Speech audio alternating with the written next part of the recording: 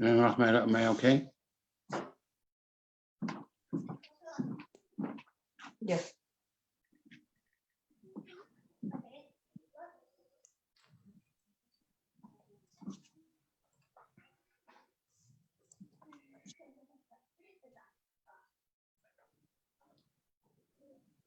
Okay.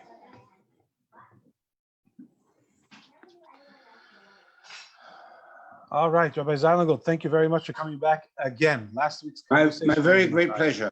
My very great pleasure. The pleasure is all mine. Thank you, Baruch Hashem. That's very nice to know. For those who didn't watch last week, Rabbi Zeilingold is the rabbi of the shul of my childhood shul, the shul in Highland Park in St. Paul, Minnesota. The shul is called Adath Israel, and Rabbi Zeilingold has been the rabbi there 54 years. for 54 years. Can I know how to? We just passed 54 years. We'll be the rabbi there until Mashiach comes from Heidav Yameinu. Amen. Amen. I plan to be there after he comes also. After, yes? I suppose the shul will go to Yerushalayim. I'll still keep it now. Not What going to fight. What happens if there's a resurrection of the dead and the previous rabbi comes back? And the what? Oh, well, there'll be a lot of other rabbis there. Well, the shul. Okay. No, I'm the first rabbi of the shul. I'm the first and only rabbi. Oh, there was no rabbi before you? No. Not in that shul. The shul was made up of a group of shuls which on the west side of St. Paul. West side was an area where they, as I mentioned last week, that the Hayas, Hebrew Immigrant Aid Society, sent people to families all over the country. And there was a huge crowd, many families on the west side. And then they all petered out, and they found an area in St. Paul, which was a new area, Hana Palace, where we are, and they were to move there. There had been no shul there before. There had been a shul maybe downtown St. Paul, but this shul, that Israel, was and am the first rabbi of the shul. Very good. I want to speak a little bit about this, but you finish up what you were saying. So then therefore you have nothing to worry about the job security because you're the first rabbi there. So even after Tchias HaMesim, you're still going to be the only rabbi there. That's what the plan is. Okay, look, I'm looking forward to it. But can I continue on that vein, if you don't mind, just a couple of minutes? Please do. Last week, when you introduced me, you very graciously introduced me by saying that I am the longest serving pulpit rabbi in the state of Minnesota. So I pointed out last week, I said with a little vein of humor, that actually it's not only I'm the longest serving rabbi in the state of Minnesota, but the other states also, the surrounding states, and as far as I know, all the states that I know of. And that was said as a matter of humor.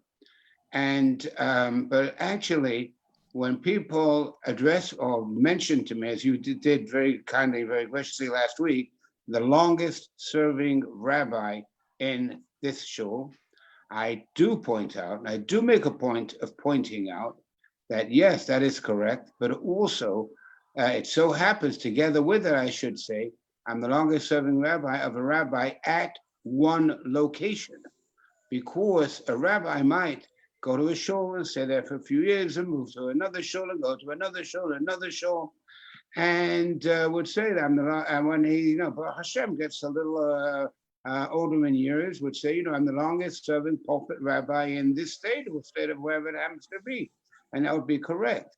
But I do feel, and I want to point this out to you, that I feel it's very special, the fact that I was the longest serving rabbi at one location. And I want to bring out this point in relationship to our discussion and talking of our Rebbe. And as you know, a very important date is coming up in just about 2 weeks, before Tammuz, a date which is a very important date in the life of our Rebbe. And I did point out last week, and I'm not going to go into details now, the Rebbe was very, very involved, if that's the right word to use. Yes, it is. For me becoming the rabbi of Adath Israel. And that itself is a long story. I think I might have told you part of it. There are other parts which I haven't told you yet. Maybe we'll get a chance to tell you. But the Rebbe was very, very much involved in my being a rabbi in Adath Israel. And yes, I was the first rabbi over there. I am the first rabbi there. And I have to tell you that coming there, I was ready to come there. I was just out of Kollel, and it was a tremendous opportunity for me.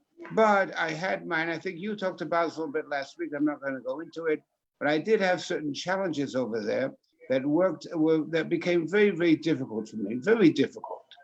And I shared my concerns with the Rebbe. And to be very honest with you, I asked the Rebbe at a certain point, more than one time, if perhaps I could look for another source of it, another shul, whatever it is. And the Rebbe refused one time, two times, three times. The Rebbe would not hear of it. This is where you are. This is where you belong. This is where you're going to be. And I found out, and I'm one who found out from my own experience, when I talk about this, that the Rebbe is very firm that if a person goes to a place and makes a commitment to a particular town or city, obviously, there are situations where he or she would have to move to another place. But until that comes about, a person has, would use the Hebrew term, a chiyuv, an obligation to stay there. The Rebbe would not hear of my of leaving there and going out. When I discussed with the Rebbe, whatever I pointed out, the Rebbe said, no, you have to stay there, you have to stay there. And I will tell you, and I'd like to think to myself that I have very special characteristics, very special assets, that only I can do the job and nobody else could do it, and et cetera, et cetera. But I know that is not the case. Again, the Rebbe is, I can state this very clearly, does not approve, and he has never said this to me, but it's very obvious. The Rebbe does not approve of a person going to become a rabbi of a shul and to use his time there as what we might call a stepping stone. And again, the Rebbe's never said this to me, but it's very obvious. You can't go to a place, and people do that, and there's nothing. I know there's nothing wrong with it, but certainly in terms of Torah, and certainly following the principle, that where God sits, God plans the steps of each one of us, and where we go, that is where you have to be. The Rebbe is very firm. You can't go to a place, stay there 2 years, have a few problems, and then decide to move on because you can't deal with the problems. That's point number one. Point number two, I want to point out, and I think I did mention this last week, and I think it's very, very important. I came there, and the shul was not planned at Lubavitch at all. No, nothing at all. It was not. I came there. I went to a shul. The shul at Dath, Israel, in St. Paul, Minnesota, had nothing to do with Lubavitch. And it so happens that over the years, we have Baruch Hashem, we have a full house, and pretty much people look at it as a Lubavitch shul, although we do not call ourselves. We're not call ourselves a Lubavitch shul, and we're not listed anywhere. I don't think we're listed anywhere as a Lubavitch shul. And it so happens a few weeks ago, a group came into the shul, a family which I knew very, very well. They had been in our shul going back 50 years, about 45 years. Very, very fine family, moved to Israel. And they'd been very much involved in my coming there when I was there. Their father, Alav Shalom, and their mother were very involved. And I told them, I happened to mention to them that, when I came here, I should say, 54 years or 53 years ago, whenever I spoke to them, the Rebbe, I said that, I want you to know something. That is what I'm telling them. The Rebbe never told me or indicated to me or suggested to me that I should do something Lubavitch, I should be the shul to Lubavitch shul. And they were very, very surprised. What? I mean, everybody assumed that a Rebbe sends you to a shul, which is not a Lubavitch shul. Obviously, I mean, the Rebbe would want to obviously to strengthen in the Lubavitch and have another Lubavitch place, to have this shul, Lubavitch shul. The Rebbe never ever mentioned to me to do anything Lubavitch, and that we started. We began to say Tehillim. We included to say Tehillim after the davening. That was, as I mentioned, something which your great grandfather, Alav Shalom, innovated in our shul and brought to our shul. The Rebbe never said to me, maybe you can get them to say to their Tehillim every day. Absolutely not. And these are two very special points I say about the Rebbe, because it shows the Rebbe's entire complete dedication to Torah, to spread Torah and to teach Torah. Obviously, Lubavitch spreads, and Yifutzcha Menasecha Chutza is one of our axioms by which we live. But our job is Torah, Yidden, Yidden, Yidden, and that's the points I want to make to you right now. Now I'll be glad to continue. It's very nice. It's very nice and it's very unique. And just on that Nakuda itself, we could bring for 2 hours. It so happens you brought up the point last week because you talked about those challenges and that I had. You mentioned a little bit about it, but that now when you look back, you can't know the facts. Do you look back at certainly after 50 years? And I was in Yechidus many times. Never said maybe we'll start doing this, maybe start doing that. And for myself, I never felt that I had the responsibility to do things which are about in terms of different matters that have ever brought up, and in terms of spreading term in this way and that way, doing specific, having a specific plans for specific things, but not for the show. I mean, not to change the show, not to make that the focus of the show. So when I was a kid, I remember in front of the shul, there were signs, free Soviet Jewry, let my people go. You remember these signs that stood in front of the shul for many years? I'm sure I saw the signs many places. I don't particularly remember them in the shul. I'm sure they were there. On the front lawn where the children would play. Yeah, I don't know. Anyway, I just want to say it's admirable to imagine a Lubavitcher, especially a Lubavitcher who went through the yeshiva system with fervor, not coldly or indifferently, but went through the system quite fervently, and was even selected, to go become a shliach to the yeshiva in France, etc., etc. To be told that now you need to go and spend your entire life guiding people on how to be good, God-fearing Jews, and not to push the Lubavitch lifestyle, which is never said that. Rebbe never used those words. I know that Rebbe didn't use those words. He never brought that up. It wasn't part of the equation. Right, but you weren't opening a Chabad house. You were dafka not opening a Chabad house. That's absolutely correct. So your mission was to maintain the God-fearing nature of a shul and the people in it, and to grow it, but not to push the Lubavitch lifestyle or agenda per se, absolutely. Which is a challenge for a Lubavitcher chassid. It's a challenge. I don't know how you did it. I don't know how you do it. It's much easier said than done. There's no Chabad houses that have free Soviet Jewry and the signs in front of their shul. I think we had an NCSY group in our shul at one time. I think they may have put it up. I don't remember. I'm just saying you had to walk a lot of different paths, and you had to please a lot of different customs and a lot of different kinds of people. And you were never allowed to say, this is a Lubavitcher shul and we're going to run things the way Lubavitch runs things. And that's the end of that. And find a comfort level. And that's very admirable. Absolutely. So that's special. And for the children, like I said last week, the children who grew up in your shul, the Lubavitcher children who grew up in your shul, would never have known that it's not a Lubavitcher shul, because even though the only shul where they could have gone to and called it Lubavitcher shul and learned how to sing Anim Zemiris. That is exactly correct, and learned how to sing Nar Ha'isi and how to sing many other songs that and Beryl Ganz's Yiratzen and Shabbos Mevorchin. This was all very rich, but yet the Rebbe and the Lubavitch spirit was very much alive in the shul. I remember you once spoke about eating kosher for Passover food. You spoke about the newfangled products that are coming on the market all the time. Kosher for Passover bread, kosher for Passover crackers, kosher for Passover pizza. And you were talking about how, although it's all 100% kosher for Pesach, but nevertheless, there is this idea on Pesach of refraining. And you quoted from the words of davening, that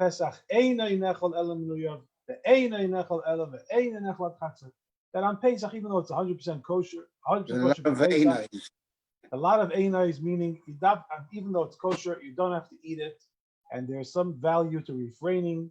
But when you spoke about it, you mentioned probably 10 times, if you want to eat it gesundheit.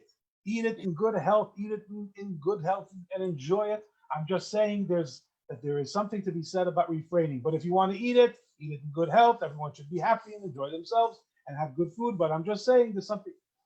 What I'm saying to you is, Rabbi Zeilingold, that the way you spoke to the shul was actually very similar to the way the Rebbe spoke at Fabrengen. So although you didn't push the Rebbe, but you brought the Rebbe's style into the shul.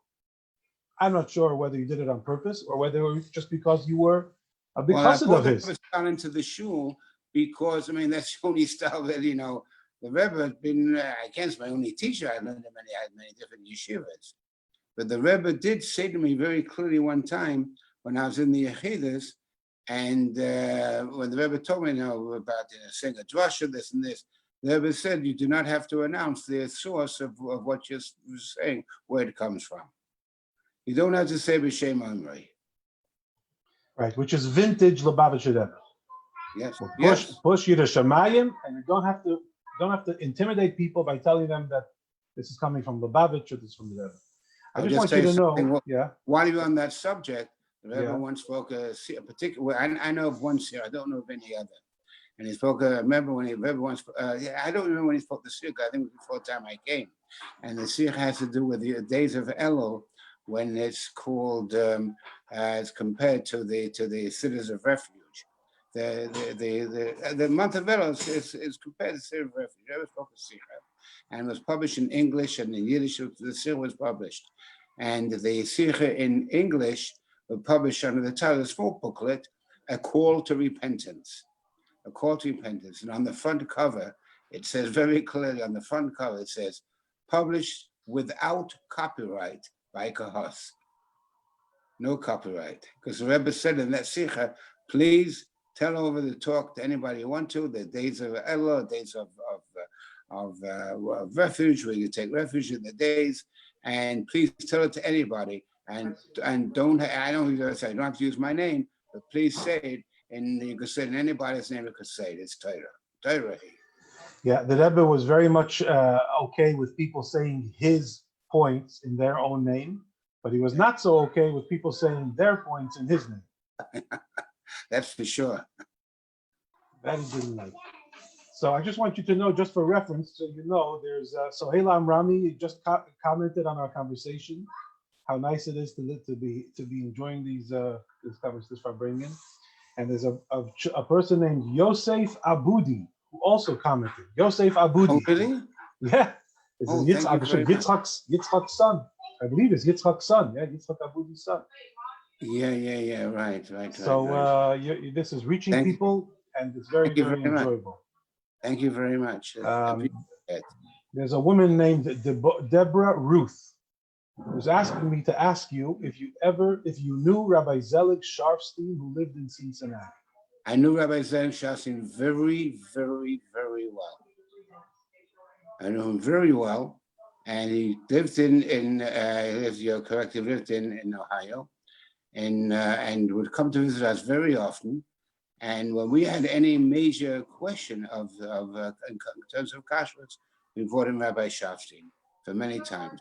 And he visited our community many times. He was very close to the Feller family, to Rabbi Feller and his family. Push play. And also, I got to know him very well. We spent a lot of time together. And as a matter of fact, it happened one time. I'll tell you an interesting story.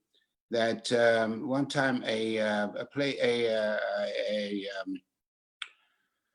Schlachthaus in St. Paul, in South St. Paul, they had a lot of slaughterhouses there, and they wanted me to be the Rav HaMachshir there, and to be very honest with you, I mean, I knew Shechita, this, that, I knew that, but to take over looking at the Shachtim, I was not prepared to do that. So I asked the Rebbe if I could bring in Rabbi Sharfstein, and he would check it through and go through everything, and then I would obviously continue, but if that would be okay. And Rebbe said yes, and it so happens that I think of this story because it does so happen that I wrote into the Rebbe, it was on Chol Hamoed. I thought I'd have to wait till after Yontif. to see the answer. He answered it right away. And the Rebbe's answer on that doesn't fit in with anything we're talking about over here. I asked the Rebbe if I should bring him in, if we should take over the kashrus. And to be very honest with you, the people who owned the place were not terribly interested in kashrus for the sake of kashrus. They were interested in kashrus for the sake of, there was a source of income for them, which they had the right to do that. And the question was, to what extent could they be trusted? That was one of the questions. And the Rebbe's answer was, yes, you could bring in Rabbi Shavstein. And then the Rebbe wrote on the paper in Yiddish, Oib ze velen em folgen, if they will listen to him. If you could be sure that they will listen to him, then you could do that. And of course, we did that. How we got onto this, I don't remember, but what's the difference? Somebody asked if you knew Rabbi Sharfstein. Oh, yes, I did. Yeah, right. Anyway, your story last week, you told us a story about what you saw, an interaction between Rebbe Tzimchana and the Rebbe. And between who? Between Rebbe Tzimchana and the Rebbe, yeah. In front of the house. Yeah. Anyway, just to know, you should know the story was a big hit. A lot of people enjoyed it. A lot of people heard about it. It caused a lot of nachas by a lot of people. So thank you very much for that. Appreciate it very much. I don't remember how I got there, but it was a beautiful. It was so touching. The Rebbe's mother was, as you said, calling him not by his first name, by his middle name, and you could see a mother and a son, mother and a son. It's a very beautiful story. You're Lubavitcher Rebbe, but I'm your mom. You gotta listen. Right. Rabbi Zeilingold, last week I asked you about Beryl Gans, Dave Katz, Nachman Lifshot's characters. Yes. Who were the senior Jews in our shul when I was a child. Yes. And you spoke very beautifully about them, but I want to ask you just off the top of your head, if there was any special people that stand out in your mind, maybe from before I was born. I mean, you came there, what year did you start in the shul? 60? I started in 19, I was getting mixed up, 66. What did it say? No, 226. Well, 66. 66, yeah, okay, 66, yes, 1966, right. And I married in 64, and then for 2 years. 66, I came to St. Paul. Right, so my earliest memories of the shul are going to be from the early 80s. So yes. I want to know if there were, or even the people that were, I remember a person named Abe Freund, I remember Hai Ilians, I remember these people, but I didn't know anything about them. I'm sure they were all good, beautiful people. But I want you to tell me if there was somebody maybe before that was already gone by the time I came along, for people that founded the shul, people that, if there was a character that stood out that you could tell us about. And if you use the term character, and you obviously use it in a very positive way. Right. And you talk about a character, you say, that guy's a character. But what you meant is that he was very outstanding in certain ways. And I have to tell you that I didn't know when we started to talk. I didn't realize that it's going to talk about the show, which it did, which is fine. But if I mention people of the show, and I did get some calls during this week, people telling me that they went back, their memory went back. I have to give COVID. I have to give honor and give thanks where thanks are due, because the entire show, the Athletic Synagogue, I like to take credit for a lot of things, and that I've been the rabbi there all the years. But the one person who really made the show was a Yid, a very, very fine Yid, and his name was Mr. Isaac Symes. Do you remember that name? Isaac? Mr. Isaac Symes, S-I-M-E-S. I recognize the name, yes. Well, I don't know exactly when you came into it, but here's the one, Mr. Isaac Symes. And let me go back to where we started off from, and that is that the Hayaz sent the Jews. They came into Ellis Island, wherever it was. They sent them all over the country. And I was telling you that in Wisconsin, there was every city, every town. They had mikvahs, and they had shuls, and they had sheboygan. And they say, people told me when I was in those towns in Sheboygan, I think the Frierdiker Rebbe was planning to live in Sheboygan. There was maybe he's going to go settle in Sheboygan. I mean, the fact that there was a thought that he would settle in Sheboygan shows what it is. But people told me, one time I was in Sheboygan, and there were people who had been there, and they said to me, in this shul, look at the shul, They had maybe they had a million there. I don't know that. I don't think they had a million when I was there. They said that 20 years ago, 30 years ago, 15 years ago, that if you came in here between Mincha and Mariv, you couldn't move because there are so many people sitting learning Ein Yaakov. So they were sitting learning Ein Yaakov, and the shuls were packed. And all of that was lost. Why? How? What happened? What happened was that I'm not a big person of sociology, etc.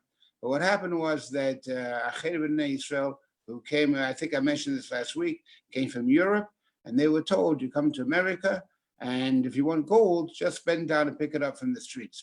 The streets are lined with gold. And that wasn't the case. And unfortunately, Acher B'nai Israel found out that to make to be able to have bread on their table, they had to do many things, go without many things they would love to have. They'd love to be able to have the Shabbos, etc. And unfortunately, that fell by the wayside, unfortunately. And they felt very, for us to pass this on to our children is an impossibility. We can't do it because we, the older generation, younger generation, we come from two different worlds. We're two different worlds. We come from Europe. Where we get up 4 o'clock in the morning, Shabbos morning, and learn, and they don't know what that means. And there were Talmud Torahs, there were very good Talmud Torah in St. Paul and Minneapolis. People very good. They taught them how to read Hebrew, etc. But it was not a day school. And I think we talked about this last week. It was a day school movement, and that is obviously why when the Fifth Rebbe came to America, and he was in a hotel. The first day, I think it was a Greystone Hotel. He called the Hasidim, and I know my father-in-law, Rav Moshe Yitzchak Hech, was one of them. Said, go out and make a day school. Go out, take candy, and they made the day school movement. Then Torah Masorah, the day school movement changed everything.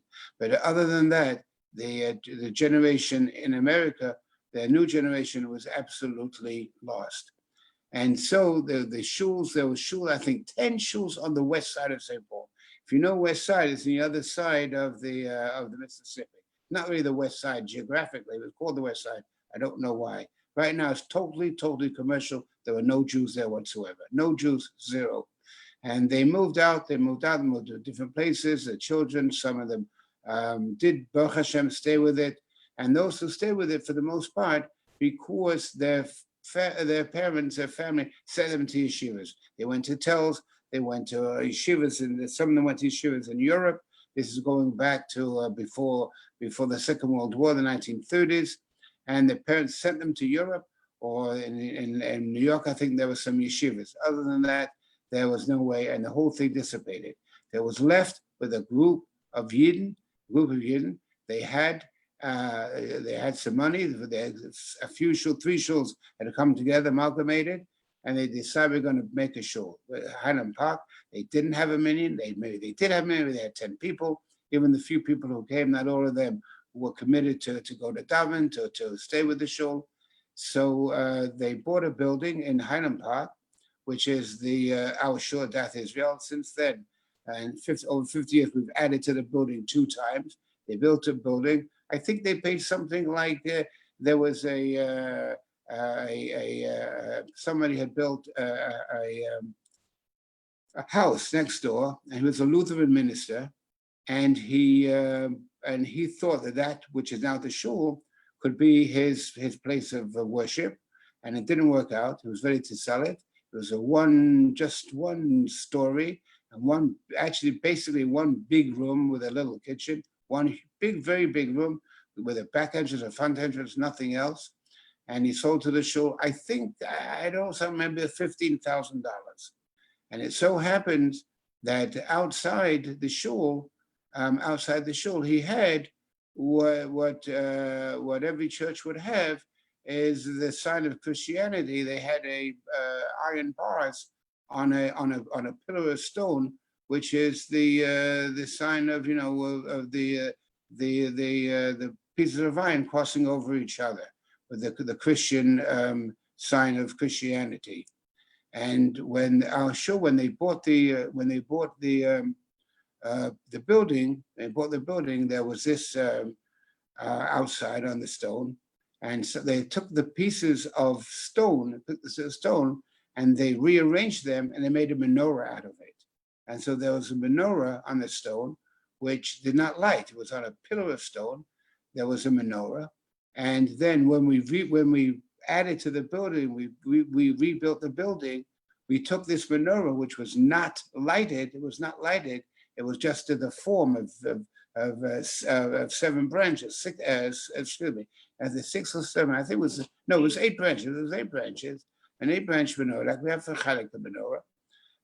But again, didn't light. They put it, and it was moved to above the entrance way to come into our shul, above the entrance way, and was electrified. It was set to electricity. We put that on every Chanukah to show the particular night of the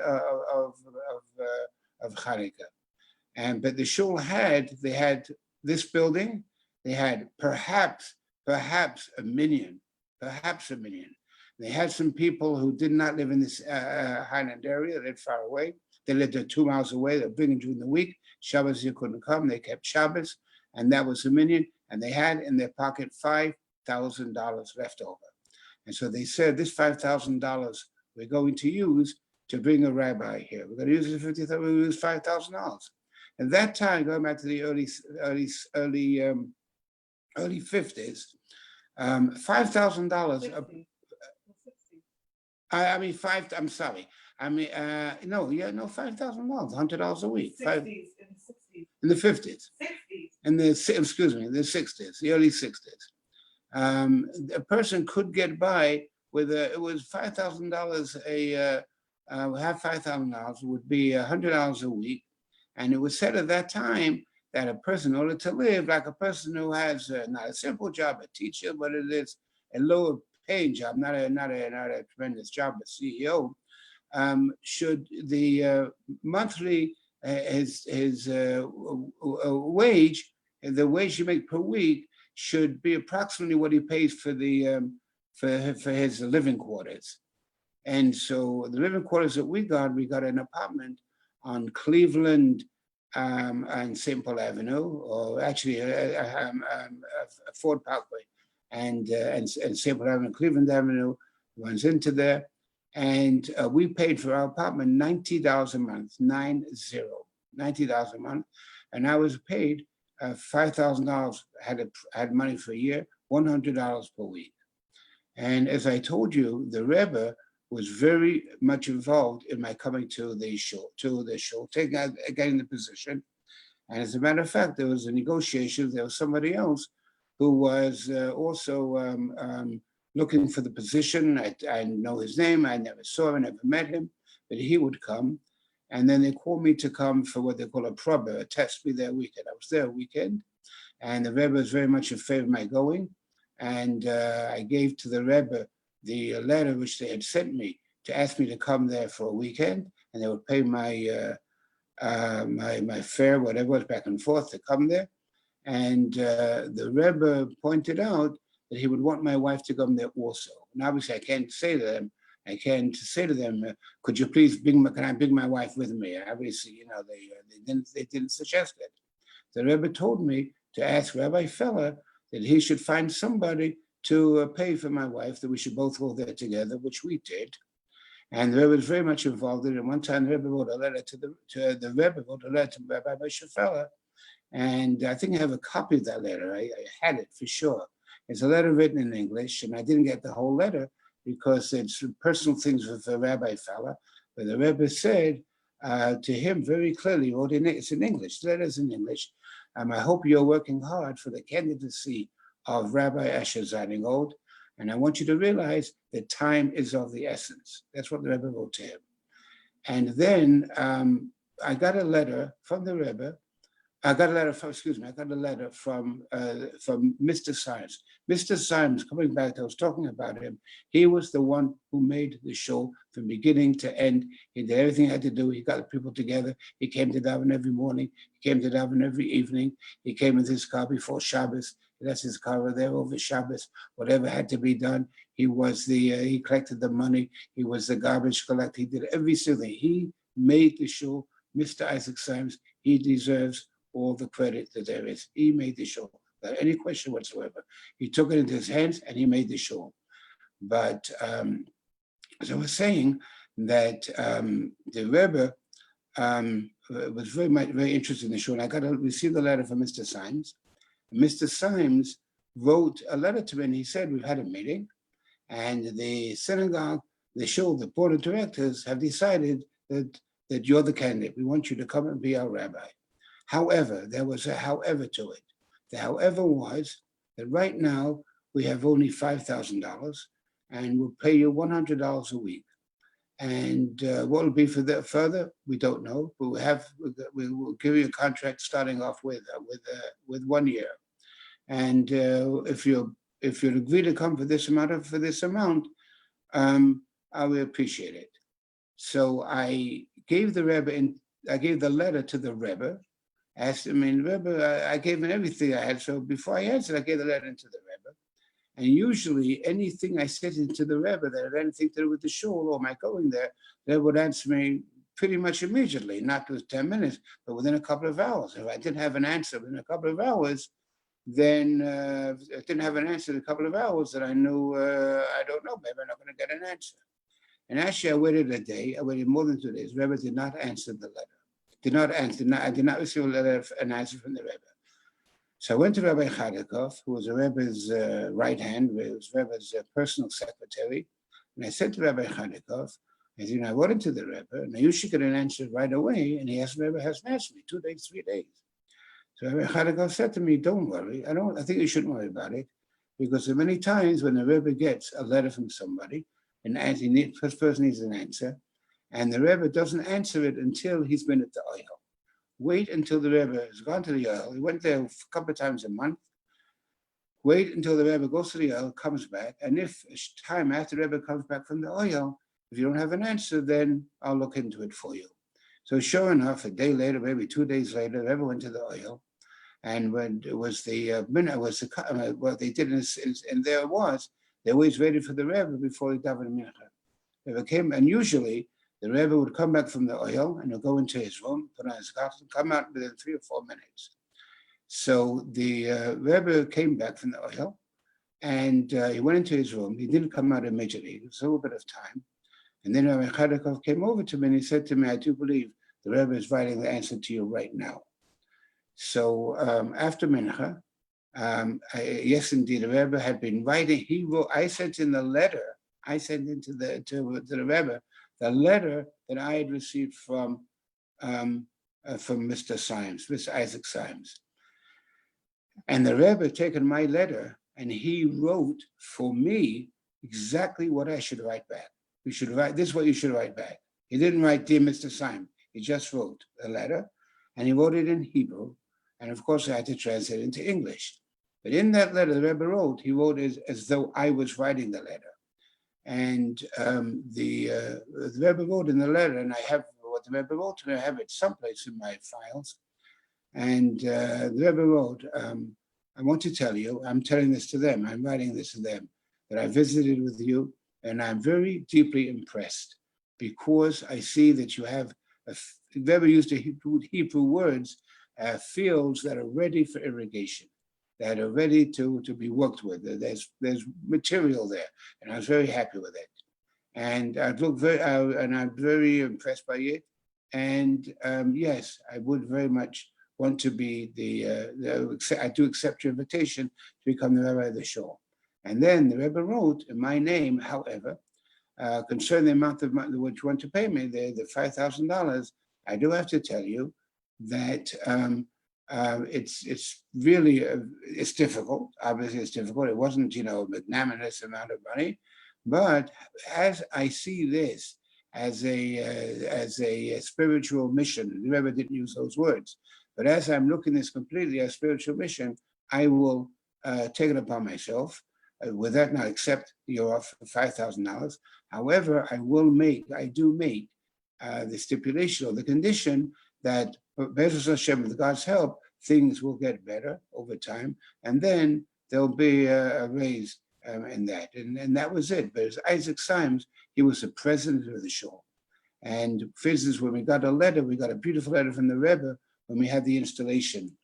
A beautiful letter from the Rebbe, and it was sent not to me, it was sent to Mr. Symes. When he finished with it, I do have that original letter, but he was the president, and more than once, I came into the Rebbe for Yechidus, and the Rebbe asked me how was Mr. Symes. The Rebbe knew of him, they hadn't met, but he is the founder of the shul, and Zechreinu Levrocha, the work he did, put the work into the shul.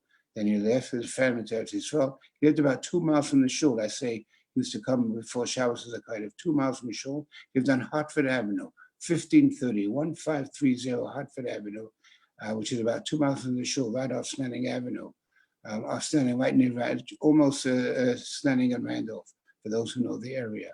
But he made the shul, put the work into it, and everything that comes out to it, he has a zechus as a part of it. It's very, very beautiful.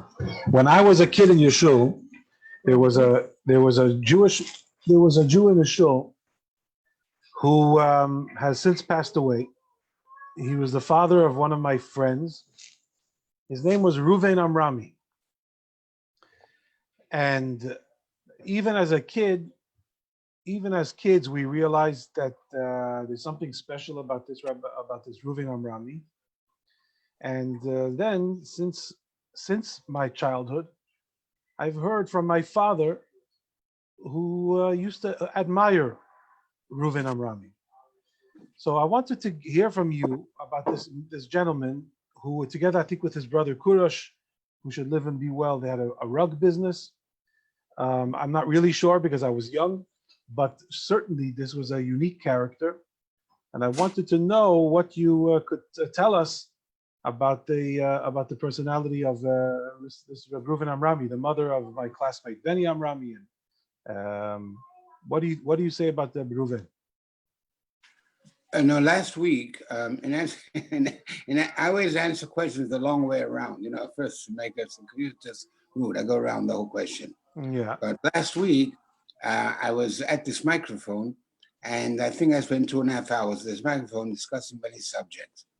If you want me to tell you everything I would want to say about Reuven Amrami, I won't have to sit there for another 2.5 hours, which I'm really not prepared to do at this moment. But I will tell you about Reuven Amrami. Reuven Amrami was a very, very special person. And if I mention Reuven Amrami, Olav Shalom, Zeilingold Zechreinu, I have to mention his wife, Dr. Kimberly Amrami, who every year makes sure that he's remembered in our shul. And Kim Amrami is a doctor, it's in the medical profession, and she brings about that her husband, Reuven, Alav Shalom, I have to use the words, he's still alive. He's still alive in our shul because every year we have a Shabbos which is dedicated to Reuven Amrami. So we talk about him every year. We used to have a Friday night dinner, and now we make a special, the Merava Malka or another Suda, and we celebrate. To celebrate means not only with joy, but to celebrate also means to observe, to keep his yortzeit, and we speak about him every year. We give time, and there's plenty to say about him, because he was he personified the mitzvah of Avas Yisrael. And I don't know if the comparisons we make nowadays are completely fair, but just as for comparison's sake, when the Medrash and his forum talk about the kindness of Avraham Avinu, who is a very, very, very kind person. The Medrash talks about that he was the midas chesed, the attribute of kindness. And in the same way, Reuven Amrami, he was kindness. He was a guter mensch, and he had tremendous high levels of Avas Yisrael, and he was never judgmental, and he could speak, whatever person is, he always found wonderful things to say about a person. And I have to say that usually every year, and it's been quite a few years now, when I get up to speak about him, usually I fall back on the same things I've said for many years. Sometimes I think of new things, always new things to think about him. But I have to tell you that we learn in our shul, there's a little book of the Ayom Yom, where there's a teaching from the Rebbe, for the gleanings from the Rebbe took, our Rebbe took from his father and from the previous Rebbe teachings about Hasidim, how they used to be, etc., etc. And there's one teaching in the Hayom Yom, and when I read it, I think of Reuven Amrami. I think of Reuven Amrami. And the teaching says that there were times, bygone times, Hasidim, early Hasidim, that they were so into the mitzvah of thinking of others and caring for others, that they used to say, it was some which they would say. They would say, the shtickl broit, was ich halt, is deine wie meine. The piece of bread that I have in my hand, it's yours as it's mine. And the Hayom brings out that, listen to that very carefully. Let me say it over again. The piece of bread that I have, it's yours as it's mine. They didn't say it's mine just like it's yours first, and then it's mine. And I would tell that over, I've told it over to people. And of course, I wanted people to know how much I know a little bit of Spanish. So I would say, in Spanish, you say, mi casa, su casa. My house is your house. But first it's mi casa, it's my house, and then it's su casa, then it's your house. Mine, my house. You come to my house. You come into my house just like it's your own house. He used to say, "It's deine, it's yours, just like it's mine." And I really think that that's he thought of everybody else as he thought of himself. And also, it does so happen that, as has been brought out, he had a computer. I think it was the first one in our city to have a computer. And he bought me a computer. He showed me how to use it and how to type with it and how to use it. And I do happen to know, and I say this b'schusa in his merit, that he was very much involved with the giving out the sichas in Yiddish. At that time, going back, I don't know how many years ago, probably 20 years ago, when I think he bought them computers, how to do it, how to bring it up. He was very much involved in that. But Reuven Amrami, Olav Shalom, was a person for whom it was never too difficult to do anything for anybody. Absolutely never too difficult. Whatever it was, he would give time to do it. And also, he would do things that people wouldn't think of doing in terms of learning Torah. And for instance, something which just falls into my head right now, this second. I don't think I've ever said it over before. But as I speak to you, I think to myself that we know Shavuos, we stay up the whole night. Shavuos, everybody stays up the Yidden, we stay up the whole night, the first night of Shavuos. And they're 2 days to Shavuos. I remember one time it came over to me after Ma'ariv on the second night of Shavuos. And the lights in our shul are controlled electronically. We have a clock that's on, that's off. And one day it could do this, one day it could do that. So he says to me after Ma'ariv, are the lights going to be on all night tonight? I said, yes, but why do you want to know? He said, well, if the lights are on, I think I'm going to come in the whole night. I've heard of people staying up the whole first night of Shavuos. But to be very honest with you, I don't know too many people who sit up the whole second night of Shavuos and learn. I don't know if he did. He said that, but that's the kind of person he was. He could sit and learn the whole second night of Shavuos also. And he was very much into learning. He got into learning Mamorim. He loved to learn Mamorim from the Mittler Rebbe. And there was one particular niggun, a song or melody which he would sing, if I'm pronouncing it correctly. And as I don't have a voice for melodies, I'm not going to sing it for you now. But it was which niggun is it?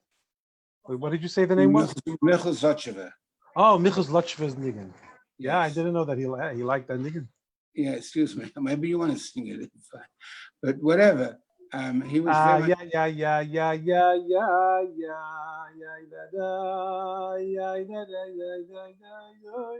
think that's When your friend Benny got married, and now said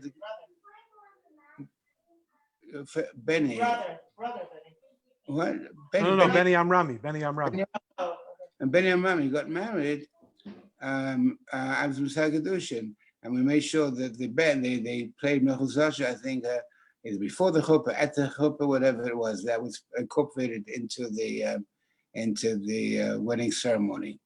But he was a very, very nice person, and he treated everybody with kindness, and was very, anywhere he could be helpful, he was ready to be helpful.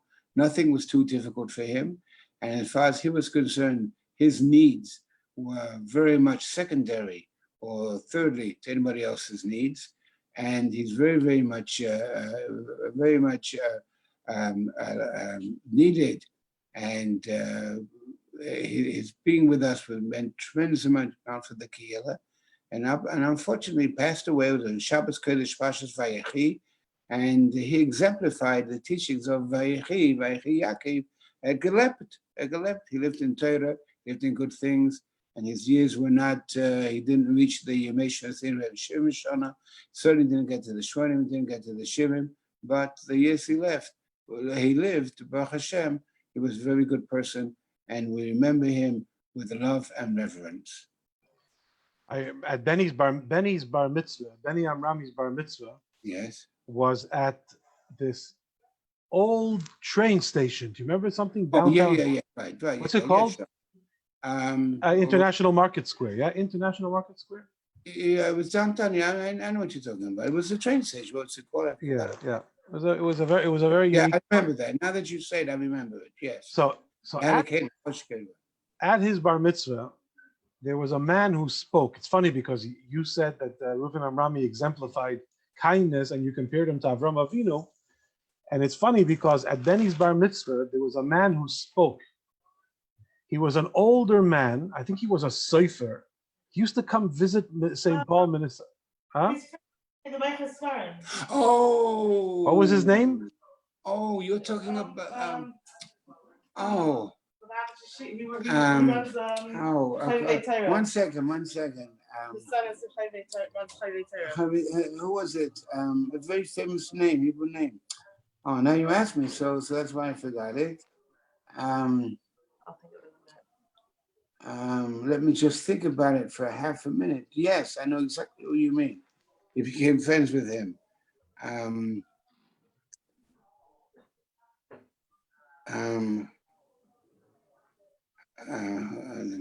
What's the head of the Naturi Kata? What's his name? Right.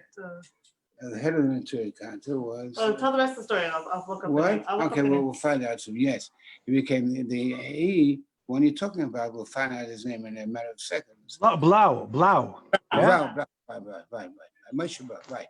Right. Rabbi Blau. There's another cat. I mean, I didn't know what he was. He was just a holy-looking man that came to town. He was a man. He used to stay by Amrami. He used to stay there. Now he's in different houses. Then he came to Amrami. And he was a man of unbelievable learning, unbelievable Torah learning, Rabbi Blau. I would think I told him the Torah Kata, I'm an employee, I had that in my head. And that's how I was going to get his name. But he used to stay in our house many times. And I used to drive when there's from one place to another place.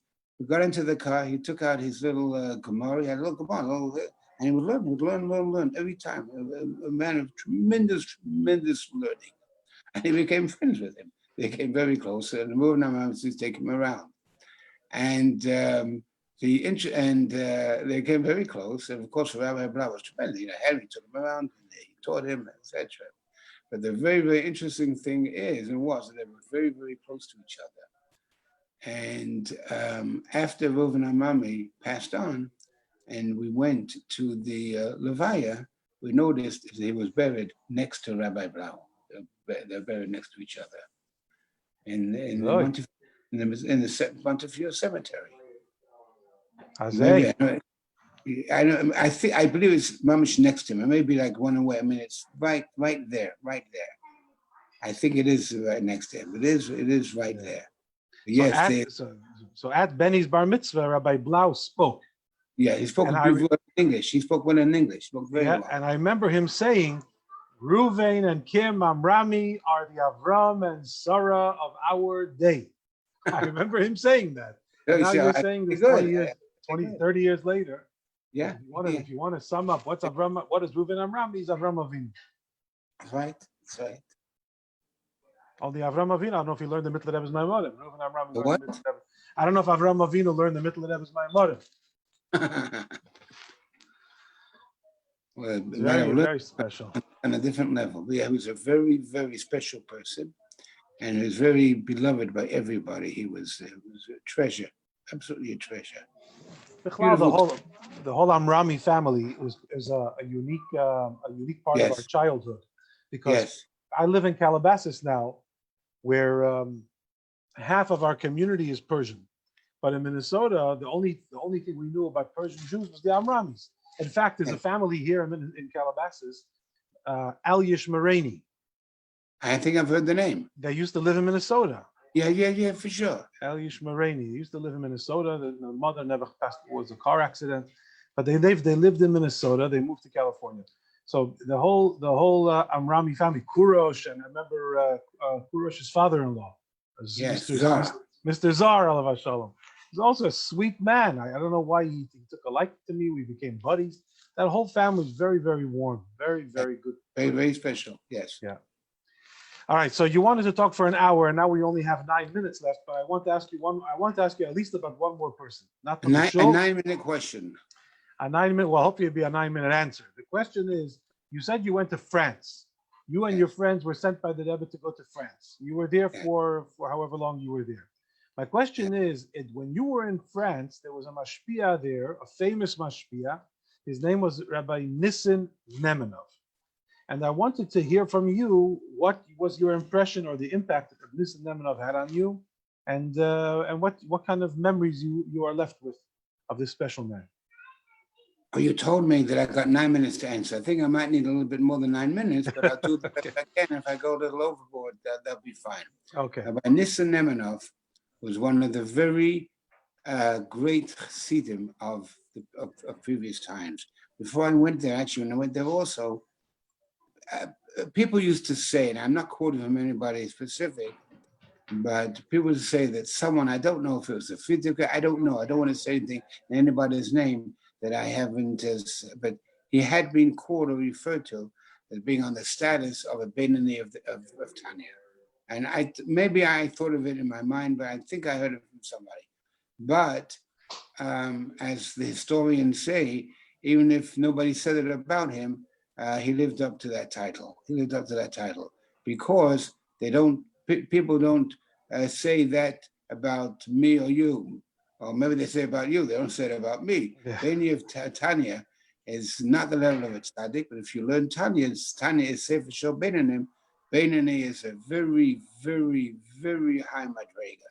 And according to Tanya, Beinani is not simply somebody who's between this and that, between upstairs, the highest level and whatever, but it's a very, very high level that doesn't even think of anything which is negative. And Rabbi Nissen Nemenov was completely, absolutely, totally dedicated to Torah mitzvahs. And I have to tell you that when I was there, he was known all over the great chassid that he was. And he came to me and he offered to me, he says, I know that you go. I used to go around and I was very much involved in Sirgus Chabad in Brooklyn, New York. He says, I know you go around, you teach people. So he said to me, he said, I'll be glad. I don't know exactly how we got onto this. I don't think I asked him, but he used to give me a private Tanya share every week, maybe more than once a week. We went through, I think, a good part of the Tanya went through with me. And he knew it. He knew Chassidus, and I could really say he was a shtick Chassidus, a part of Chassidus. And again, a story I heard about him, and again, I can't substantiate the story is true, it's not true, but if I tell you that I believe the story without any question whatsoever, you'll have an idea of the impression he made on me. And the story was, at the time, obviously, he came from Russia. Russia was overrun with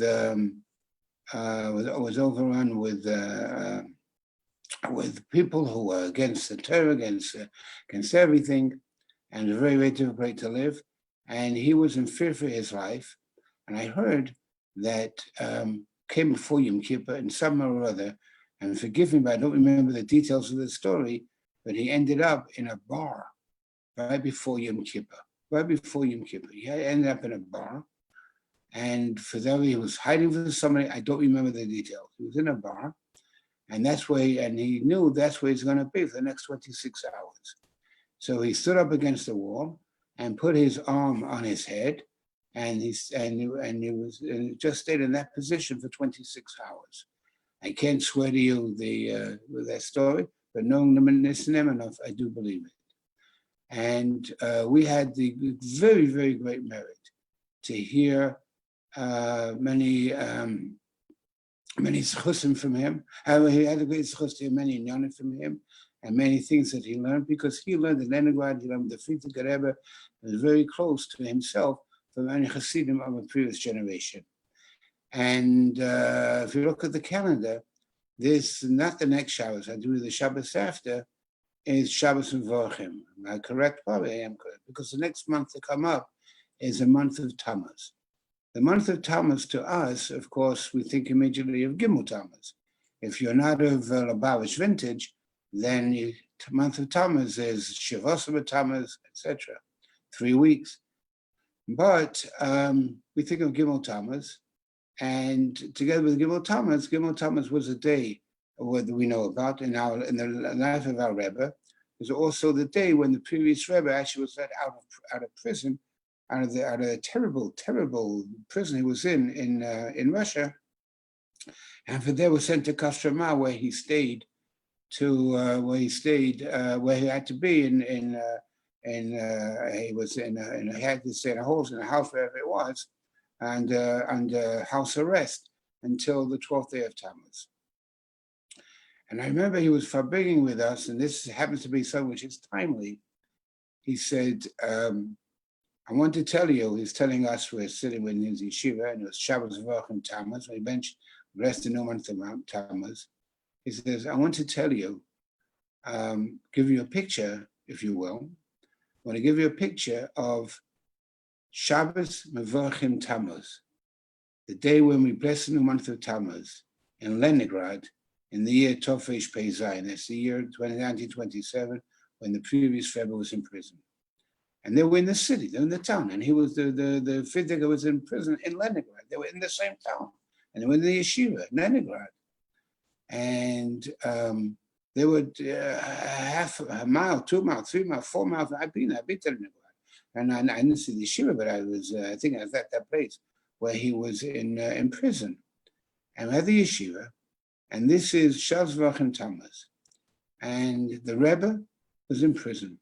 In the Shvakleri, a terrible prison, a prison where I don't even like to say it. They could do anything to a person. The people there, the guards in there, they wouldn't have to give anybody any dimmer cheshvan, any report of any apology, nothing, where they could do whatever they want to. It was, of course, we know it was in the hands of Rabbi Shalom, but it was a very, very, very tense, difficult situation. So Rabbi Nemna said, we bench with Chodesh today. I want you to try to imagine to yourself the yeshiva in Leningrad, near the Rebbe. This is already, he'd been in prison. Actually, last night, the 15th day of Sivan, was the day when the Frierdiker was arrested and taken away. It's at midnight. And today was actually the first day of his being arrested, being taken away to prison.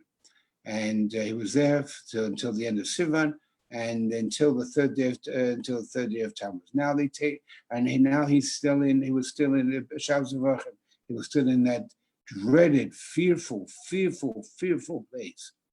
I want you to try to imagine the Odom, the people, are saying the words, Me,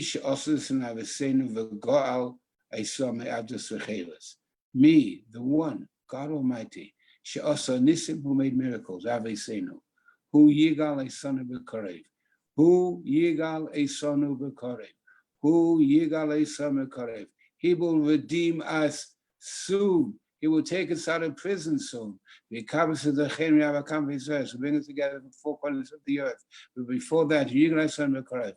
And this is Nemanov, in telling us what happened, there was a call from everybody that went up and must have reached into the highest of the heavens. And he was there. He was in Leningrad, and he was one of the Hasidim, and that's how he acted. He was a Chassid with his heart, with his soul, with his blood. Everything, every little bit of him was a Hasidic Shi'it, and that was Nissim Nemanov. Is that 9 minutes? That was exactly 9 minutes, and it was timeless too. That was amazing. It's not amazing. Misha Nissim Lavesenu. Yeah. Rabbi Zeilingold, thank you very much for another good hour. Mitzvah Hashem will follow it up with some more.